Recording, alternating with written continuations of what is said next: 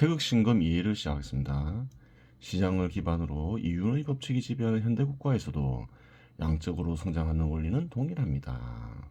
양적으로 성장하는 원리는 고대나 현시대나 마찬가지다. 이렇게 얘기하고 있죠.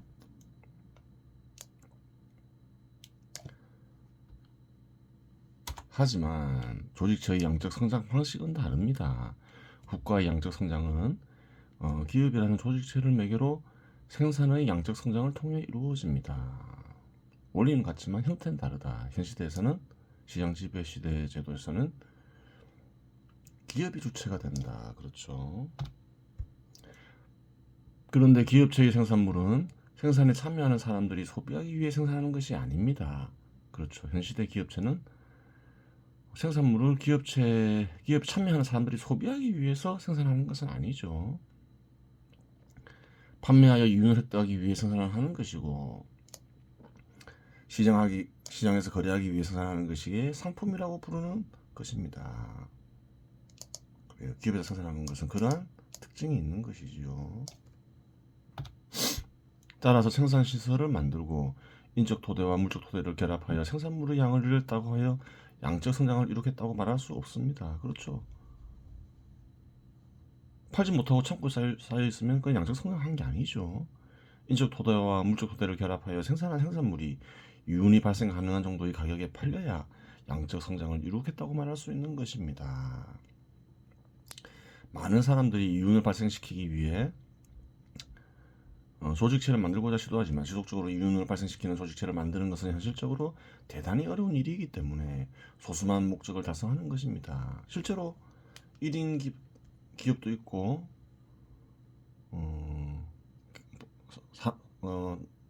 사회 구성원들은 기업이라고 인정하지 않더라도 자기 재산을 투입하는 것은 큰 기업만 있는 건 아니죠. 다수가 실패하고 소수만 지속적인 이윤을 발생시키는 조직체를 지니게 되기 때문에 소수가 지니는 몫이 큰 것은 어찌 보면 이치에 합당합니다. 많은 사람들이 실패하지만 그래도 크게 성공하여 큰 기업을 이룩하는 경우도 있죠. 그런 사람들은 큰 부를 지니고 또 경우에 따라서 명예를 얻기도 하죠.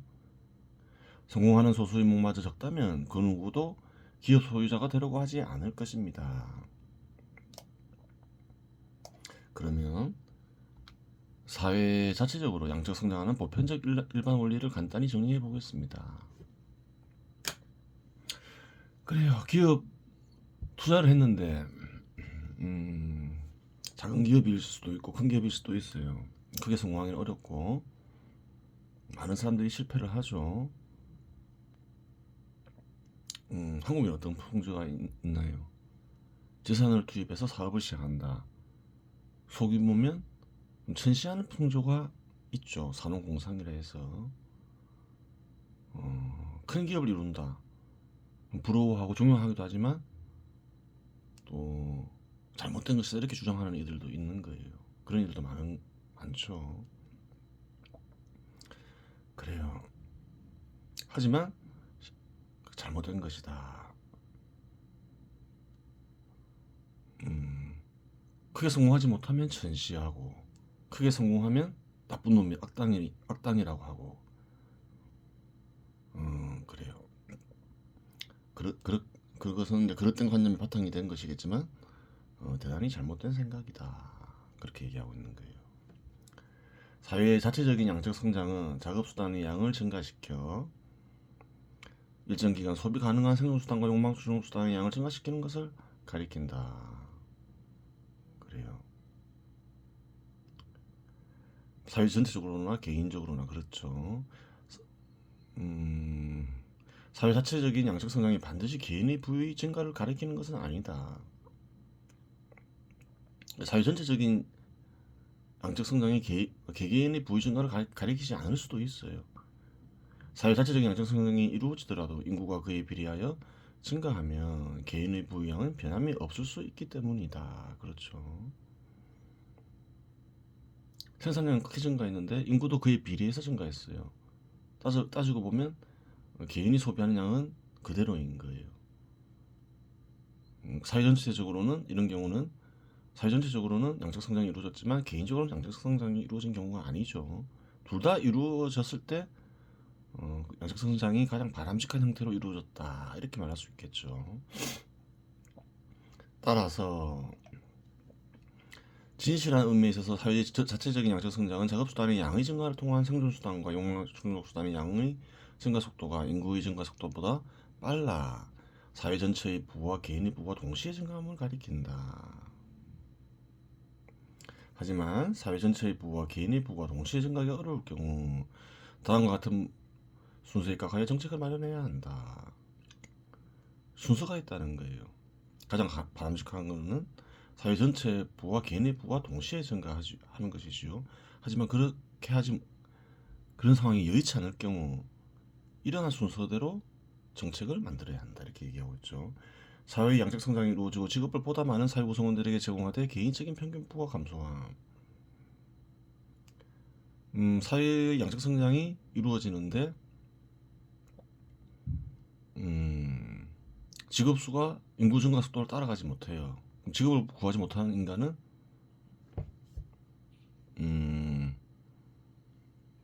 어떤 거예요? 비참한 삶을 살게 되겠죠. 그런 삶을 안 살게 하기 위해서는 보다 좀 개인들이 얻는 소득을 좀 감소시키면서 보다 많은 사회 구성원들에게 직업을 제공해라. 그렇게 얘기하고 있는 거죠. 뭔가 문제가 생겼다는 거죠. 사회의 양적 성장이 이루어지고 개인적인 평균분은 유지하되 사회 전체 직업 수가 감소함.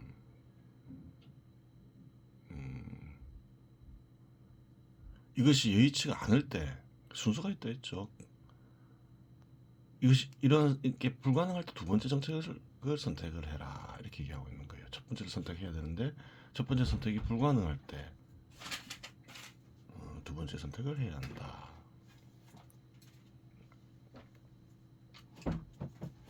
세 번째, 사회의 양적 성장이 이루어지고 개인적인 평균부와 사회 전체 직업수 모두 감소함.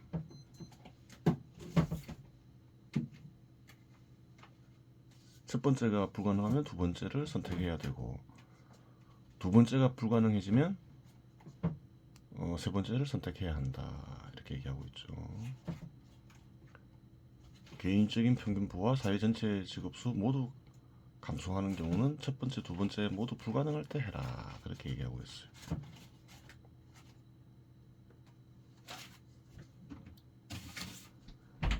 네 번째, 사회의 양적 감소가 이루어지는 것도 다룰 수 있으나 이는 추구할 가치가 없는 것이다. 정책은 기본적으로 사회의 양적 성장이 이루어져야 한다. 그렇게 얘기하고 있는 거죠. 그래야지 사회 구성원들이 좋아지겠죠. 개인적으로도 좋아지고. 하지만 이러한 경우가 불가피하게 발생할 수도 있는 것이니 이러한 경우는 경제 철학에서 별도로 다루도록 하겠습니다.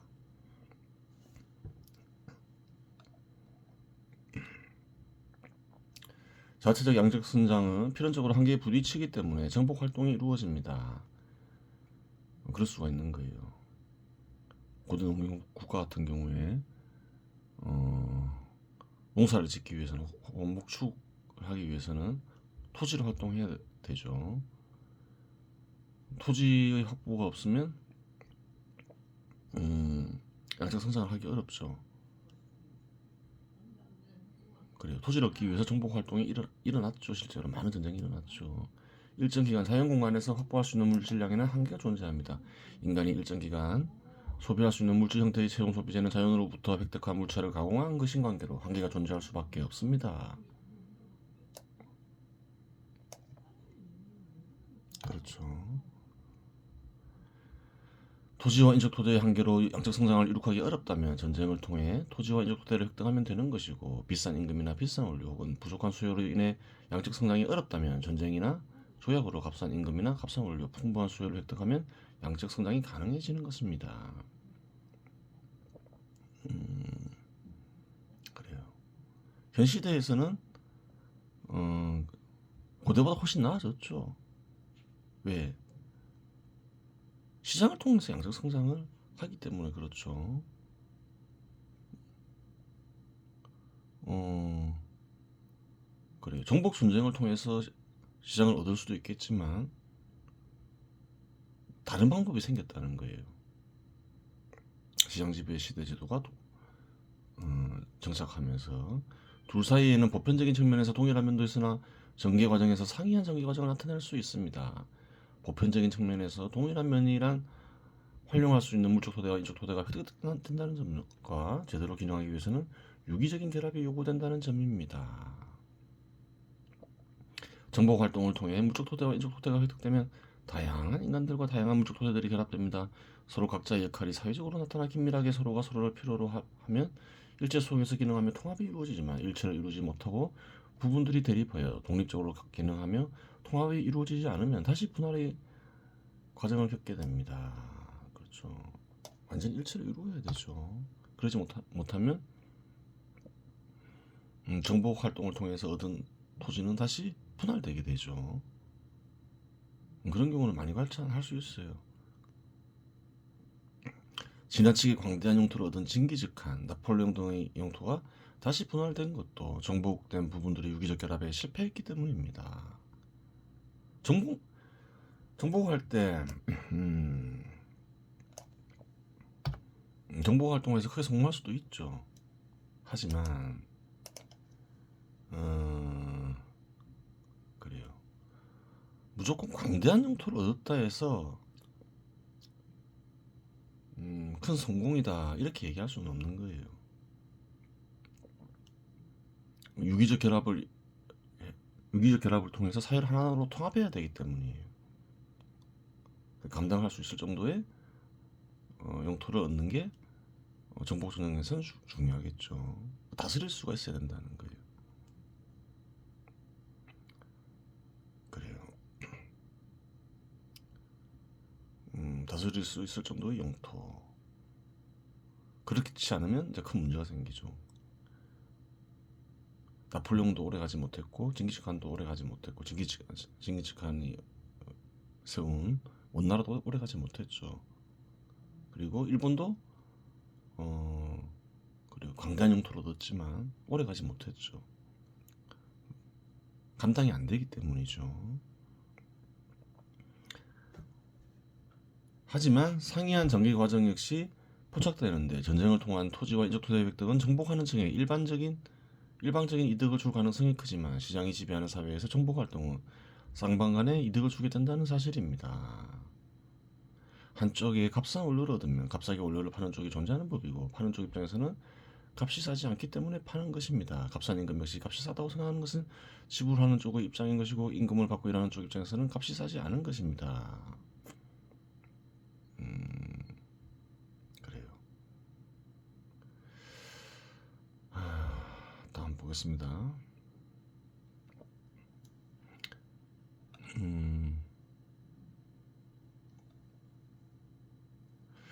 정보 시장 지배 시대에서 정보 활동에 대해서 약간 좀 긍정적으로 평가하고 있음을 알 수가 있죠.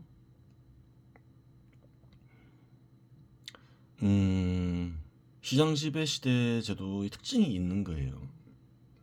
고대 농경 국가와는 다른 그 뭔가요? 식민지를 만들었다. 식민지가 발전하면 좋은가요, 안 좋은가요? 기업을 통해서 발전하는 게 좋다는 거예요. 그래야만 본국에서 생산한 상품이 수요가 될 거 아니에요. 그래서 기본적으로 시장 지배 시대 제도에서는 뭔가요? 식민지의 발전을 막지 않는다는 거예요. 오히려 장려할 가능성이 크다는 거예요. 예를 들어서 미국도 한때 영국의 식민지였잖아요. 영국이 미국의 발전을 방해하지 않았겠죠. 오히려 거래를 활발하게 했죠. 그래요. 홍콩도 보면 어떤가요? 중국이 편입됐지만 영국의 식민지일 때 오히려 중국보다 더 큰 발전을 이루었잖아요. 개개인으로 보면 홍콩이 훨씬 잘 살았죠. 뭐 지금도 그렇지만 그런 부분이 있는 거예요.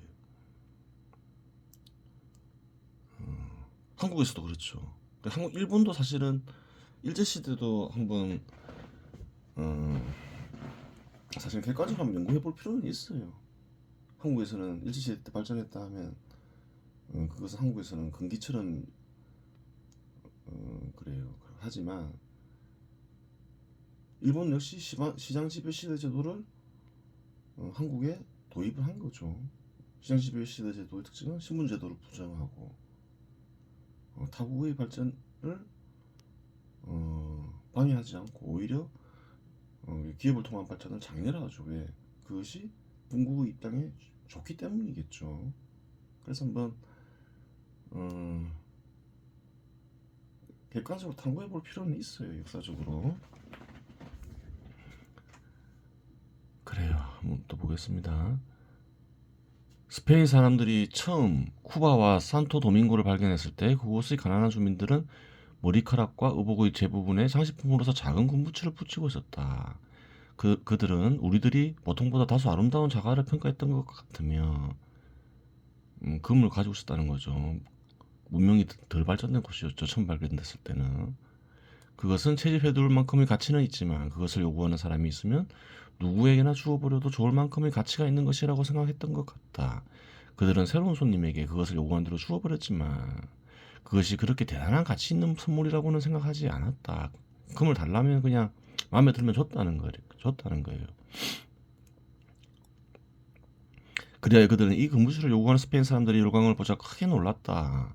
스페인에서는 금이 소중하게 다루어졌죠. 문명이 발전한 국가에서는 금을 소중하게 다루죠. 그리고 그들은 자기들에게는 언제나 부족한 먹거리를 수많은 사람들이 먹고도 남을 만큼 많이 가지고 있어서 자유로이 처분할 수 있는 나라, 극히 소량의 번쩍거리는 보잘것없는 것과 교환으로 수년간 전가적으로 유지할 수 있을 만큼의 먹거리를 즐거이 제공해주는 사람들이 있는 나라가 있으리라고는 꿈에도 생각지 못했던 것이다. 그래요. 미개한 국가에서는 식량이 부족하죠. 식량을 더 소중하게 생각하지 뭐 금부치 같은 거를 별로 소중하게 여기지 않죠. 하지만 금부치를 구하기 어렵고 문명이 발전한 나라에서는 먹을 것은 많죠. 먹거리가 그렇게 소중하지 않죠. 그런 나라에서는 금을 더 소중하게 여기죠. 만약 그들이 그 점을 이해할 수 있었다면 그들은 스페인 사람들의 일광을 보고서도 결코 놀라지 않았을 것이다. 국부론에 나오는 말이죠. 이걸 통해 비싸다 싸다라는 판단은 처한 입장에 따라 다르다는 사실을 알 수 있습니다. 두 경우 정복당한 입장에서는 새로운 소득을 획득한 경우라고 하겠습니다. 사례를 들자면 현재 중단된 개성공단의 북한 노동자의 인건비는 1인당 임금이 월 15만 원 정도였는데 한국 입장에서는 값싼 임금이지만 북한 노동자에게는 소중한 소득이 되는 이치라고 하겠습니다. 수요의 획득 역시 마찬가지입니다. 동일한 질의 물품이라고 하더라도 값이 더 싸야 소비가 될 것이고 질이 다른 물품이라면 새로운 욕구를 충족시킨 것으로 볼 수 있습니다. 값이 더 싼 경우 실질 소득을 증가시키는 효과가 있으며 질이 다른 물품의 소비의 경우 새로운 상품 개발의 촉매제가 될 수 있습니다. 1990년대 이후 한국은 다양한 공산품과 가요, 드라마, 게임과 같은 문화상품을 중국에 팔았는데 현재는 중국에서 자체적으로 그러한 상품들을 제조하는 단계 이런 것이 사례라고 꼽을 수 있습니다. 그렇죠. 그래요. 그 일제시대도 한번 봐야 되는 거예요. 얼마 임금을 지불했냐 그런 것보다도 일본이 바로 투자를 했느냐 기업을 만들기 위해서 투자를 했냐 안 했냐 그리고 사람들이 이제 한국인들이 기업에 참여했냐 안 했냐 그런 것도 봐야 돼요. 그런 게 중요하다는 거예요. 임금이 얼마나 됐느냐. 어차피 소득을 얻기 위해서 기업이 참여하는 거죠. 그래요. 소득을 얻지 못하면 거지가 되는 거니까 그러한 부분들이 있다는 거예요.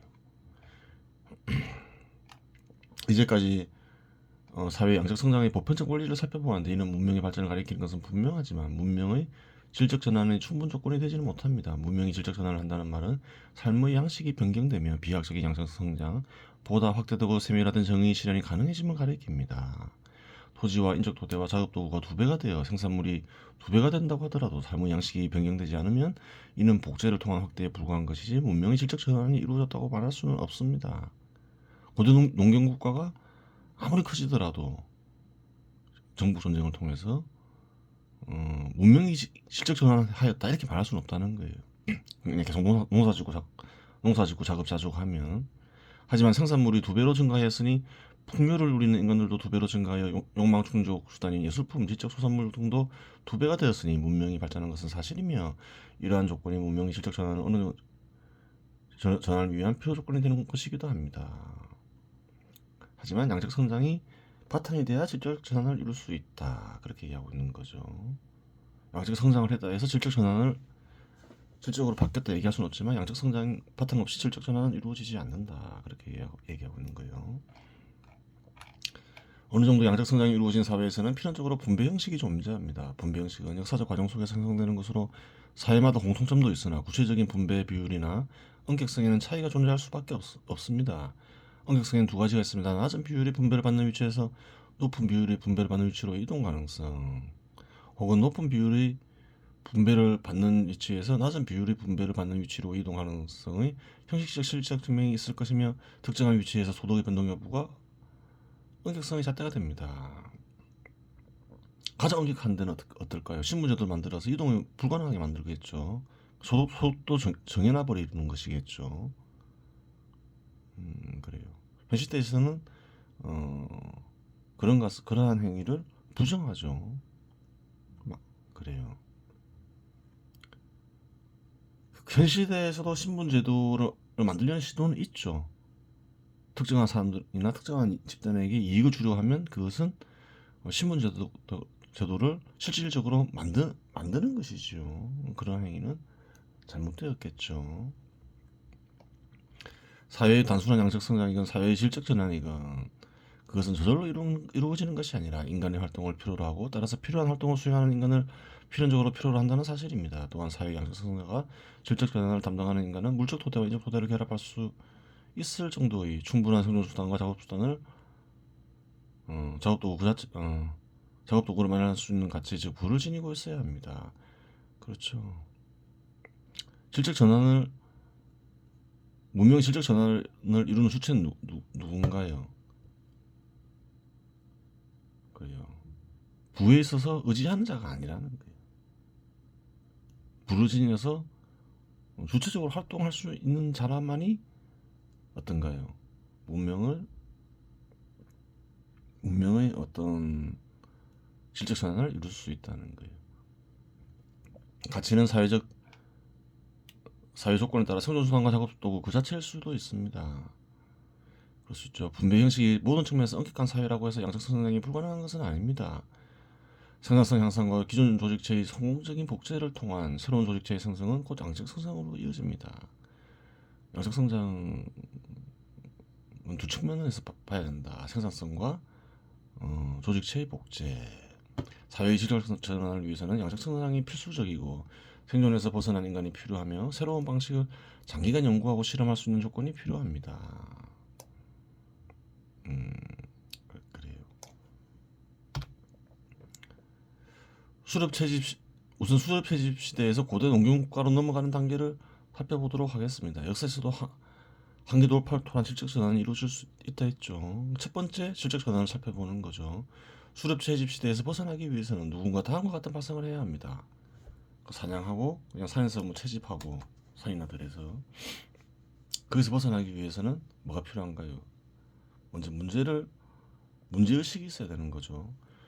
우리가 아이들을 기르듯이 짐승이나 식물도 길러 양을 내서 식량으로 삼으면 사냥이나 채집보다 훨씬 식량을 안전하고 쉽게 구할 수 있는 것이 아닌가. 그렇죠. 사냥이나 채집은 위험하죠. 다칠 수도 있고 넘어질 수도 있고 아니 맹수를 만날 수도 있고 사냥하는 과정에서 그래요. 사냥을 당할 수도 있잖아요. 타 짐승에게. 또 식량을 얻는 게 우연일 수 있잖아요. 사냥하러 가는데 짐승을 못 만나면 사냥 못 하잖아요. 굉장히 불안하죠. 제어가 잘 안 되죠. 거기서 벗어나는 방법이 뭘까? 농경을 생각하게 되는 거죠. 자연계에서 다른 생물들을 길러서 식량을 삼는 생물은 없습니다. 그러한 발생 자체가 지적 개념의 성장을 가리키며 진정한 혁명인 것입니다. 하지만 발상만으로는 일이 이루어지지 않습니다. 짐승을 길러서 양을 늘리기 위해서는 짐승들을 사로잡은 후 누군가가 짐승들을 관리하여야 하며 짐승들이 먹이와 관리하는 인간의 생존수단을 마련해 주어야 하는데 이는 생물에 대한 지식 및 비축된 생존수단이 없으면 힘든 것이고 구성원들의 동의와 최고 지도자의 결정 없이는 불가능한 일입니다. 그렇죠. 한번 이런 문제의식을 가지고 한번 연구해봐야 되겠어. 그러면 누군가가 그 사람에게 식량을 제공해야 되겠죠. 아니면 본인 자체가 그래요. 불을 가지고 있어야 되거나. 하지만 위기한 사회에서 그럴 가능성은 별로 없다는 거예요. 그러면 다른 사회 구성원들이 도움을 받아야 되는 거죠. 소규모 단체라 해서 뭐 지도자가 없는 것도 아니겠죠. 또 지도자가 결정을 해야 된다는 거예요. 짐승들을 길러서 일정한 양으로 늘리는 데에는 긴 기간이 필요할 수밖에 없습니다. 식물의 재배의 경우는 더 오랜 기간의 실험과 지원이 필요합니다. 성장한 식물 그 자체에는 씨 형태가 없습니다. 씨가 식물이 된다는 사실을 알아야 식물의 재배가 가능해집니다. 식물의 재배 방식을 알았다고 하더라도 주식으로 삼을 농작물을 선택해야 하는데 필요한 농작물을 선택하기 위해서는 실험과 관찰로서 인간에게 필요한 농작물을 알아내야 하며 주요 농작물을 선택하였다고 하더라도 대량으로 생산하기 위해서는 긴 기간이 필요합니다. 길러야 할 식물이나 짐승을 골라야 되겠죠. 농경에 성공했다 해서 아무 식물이나 기를 수는 없다는 거예요. 생산량이 뒷받침돼야 되겠죠. 그래요. 어떤 식물은 노력 이상의 대가를 줄 것이며 충분한 식량을 제공할 것이며 어떤 식물은 그렇지 않을 수 있는 거죠. 연구가 필요한 거예요. 이처럼 수렵 채집 시대에서 고대 농경국가로 질적 전환되는 것은 결코 우연히 진행될 수 있는 것이 아니라 몇 가지 필연적인 조건들이 결합하여야 가능한 것입니다. 이러한 이유로 초기에는 수렵 채집과 동물 사육과 농작물 재배가 동시에 이루어졌으며 그렇죠. 지속적인 노력에 의해 어느 순간 수렵과 채집을 할 필요가 없을 정도의 성과가 나왔으며 이에 대부분의 구성원들은 수렵과 채집 생활을 그만두고 그렇죠. 점점 이렇게 농경을 하게 되면서 어느 순간 한도 돌파가 이루어지게 됐다. 동시하면서 그 말이죠. 목축이나 농사에 전념함으로써 고대 농경국가의 시대가 열리는 것이라고 하겠습니다. 이는 공동체 구성원들 모두가 합심한 지속적인 노력의 결과라서 가장 순수하고 아름다운 형태의 한도 돌파를 통한 사회의 질적 전환을 가리킵니다. 그 기간이 영구히 지속적이지는 못하였지만 그래요. 모든 이들이 지원과 도움을 받으면서 연구를 했겠죠. 또 연구한 이들도 모든 이들을 위해서 그렇게 한 것이겠죠. 순수하고 아름다운 형태다. 하지만 고대 농경국가 시대가 도래되면서 어떤 일이 생기나요? 신분제도가 생기고 여러 가지 문제가 생기죠. 그래서 영구히 아름다운 형태가 지속적이지는 못했다. 그렇게 얘기하고 있는 거예요. 남은 시간은 태열금화종지를 보도록 하겠습니다. 여기서부터 하면 되죠. 야코선시야. 이는 마치 그 여우와 같은 신선이다. 앞에 뭘 다루었나요?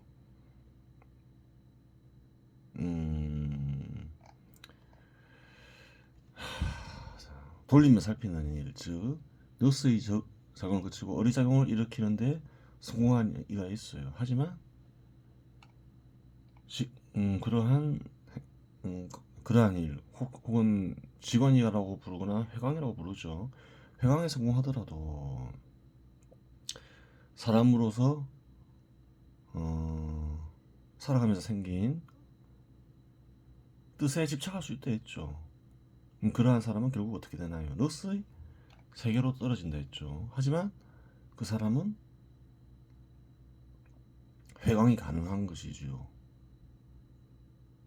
그래요. 회광 돌리며 살피는 일을 어디에 사용하게 될까요? 욕망의 실현에 사용하게 된다. 인간으로 인해 생긴 뜻의 실현에 욕망을 결합하겠죠. 음, 그래요. 그 욕망이 좋은 것이라면 의미가 있을 수도 있어요. 나쁜 것이라면, 그래요. 큰 피해를 끼치겠죠. 그래요. 그러한 신선은 능력은 있는 것이죠. 그러니까 피제명산중, 산중에서 일어난 산중에 머문다. 비유적 표현을 보면 되겠죠. 유명한 곳에 머문다. 사회에는 정치 영역도 있고 경제 영역도 있고, 그래요. 예술 영역도 있고 종교 영역도 있고 많죠. 그러한 곳 중에서도 유명한 곳에 머물면서 이름이나 명성이나 부를 얻는다, 뭐 이렇게 풀이할 수도 있는 거예요. 역자 수용 풍월 화과 기 수 요초, 바람과 달과 꽃과 과일과 아름다운 옷과 나무와 아름다운 풀을 받아들여 사용한다. 그곳에 존재하는 모든 것을 받아들여 활용한다. 이렇게 볼 수 있겠죠. 모든 자원을 이용한다. 사람뿐만 아니라 모든 자원을 이용한다. 3,500년 수령거, 300년, 500년이 지나더라도 거주한다. 육체는 죽더라도 영혼은 안 죽고 산다. 이렇게 표현할 수 있겠죠. 그리고 그의 영향력은 실제 세상에서 3,500년을 갈 수도 있다. 그렇게 얘기하고 있어요. 다지 수천세, 많게는 수천 년에 그의 영향력이 이룰 수 있다. 그래요. 보진, 환생, 재취중. 하지만 보가 다하면, 그의 영향력이 다하면 이렇게 얘기할 수 있겠죠. 다시 세상으로 돌아온다. 환생하여 어디에 뭐 다른 세상에 태어난다. 이렇게 얘기하는 거죠. 그러한 자가 있다는 거예요. 그럼 이 자도 사실은 어떤가요? 계속 사는 거죠. 안 죽고. 그래요. 계속 환생하면서 살아가잖아요. 용환자인 거죠. 그러니까 어리작용을 일으키게 된다. 어리작용을 일으키면서 어떤 간에 신의 마음에 태어나면서 영원히 살 수 있는 방법이 있는가 하면 환생하면서 또 영원히 살 수도 있다. 하지만 인간으로서 살아가야 할 고통은 겪게 되겠죠. 쾌락도 겪게 되겠지만, 그래요.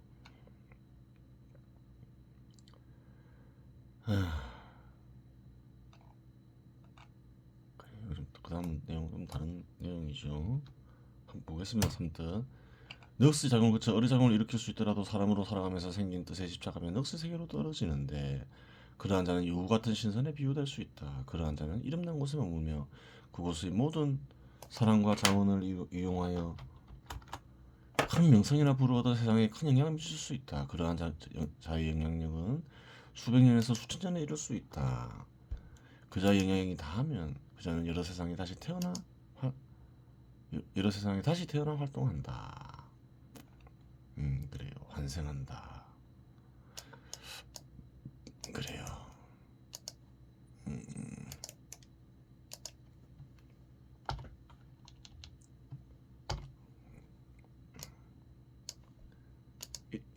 이런 것과 비슷한 영화가 있죠. I will be back. 터미네이터 같죠. 이러한 자는 세상에 큰 영향을 미치면서도 영향력이 다하게 되면 죽어서 육체가 죽더라도 영향력을 행사하게 되고, 그 영향력이 세상에서 사라지게 될 때쯤 되면 다시 돌아온다. 다시 태어나 활동한다. 그렇게 얘기하고 있는 것이죠. 차수자, 개차, 노야. 그래서 앞에 이거 말고도 앞에서도 그 잘못된 것을 얘기했죠. 이러한 것들은 모두 잘못된 것이다. 그래요. 환생하면서 살아가는 것조차도 잘못된 것이다. 잘못된 길이다. 이렇게 얘기하고 있는 거죠. I will be back 이것도 잘못된 길이다. 차로 즉지 이러한 것들이 잘못됐다는 사실을 알았으니 후 가이구 징어 이제 이후에는 나타나는 효험을 구할 수 있다. 그래요. 그래요. 이렇게 사는 것도 재밌어 보일 것 같은데 나름대로 잘못된 길이다. 그렇게 얘기하고 있는 거죠. 그래요. 한번 생각해 볼 필요는 있겠죠. 이번 시간은 여기서 마치겠습니다.